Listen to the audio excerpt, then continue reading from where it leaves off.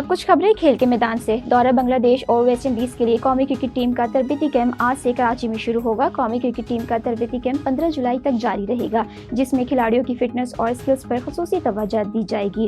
Coaching staff کی زیر نگرانی مختلف سیشنز ہوں گے، جن میں نیٹ پریکٹس اور فیلڈنگ ڈرلز شامل ہیں۔ قومی ٹیم 16 جولائی کو بنگلہ دیش روانہ ہوگی۔ دورے میں قومی ٹیم پہلے بنگلہ دیش اور پھر ویسٹ انڈیز کے خلاف محدود اوورز کی سیریز کھیلے گی۔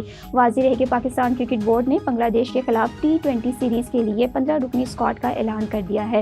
پی سی بی کے سی ای او سمیر احمد سید اور چیئرمین کے مشیر عامر نیم نے اسکواڈ کا اعلان کیا تھا۔ وزیر اعظم شہباز شریف نے قطری کوپما اور شاہی خاندان کی رکن شیخہ اسما الثانی کو پاکستان کی پہاڑوں اور سیاحت کی سفیر مقرر کر دیا۔ شیخہ اسما نے حال ہی میں دنیا کی 9ویں بلند ترین چوٹی نانگا پربت سر کر کے یہ کارنامہ انجام دینے والی پہلی قطری خاتون ہونے کا اعزاز حاصل کیا تھا۔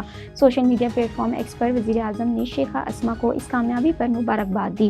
انہوں نے لکھا، مجھے خوشی ہے کہ میں شیخہ اسما الثانی کو ان کی بلند خدمات کے اعتراف میں پاکستان کے پہاڑوں اور سیاحت کی سفیر مقرر کر رہا ہوں۔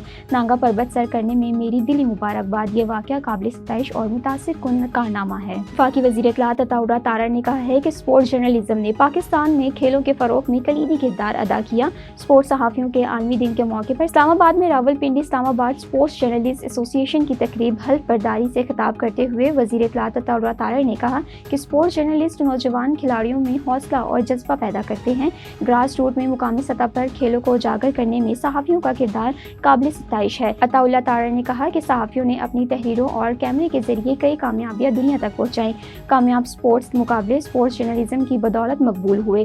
کھیلوں کی ترقی میں صحافیوں کی خدمات کو سراہنا ہوگا۔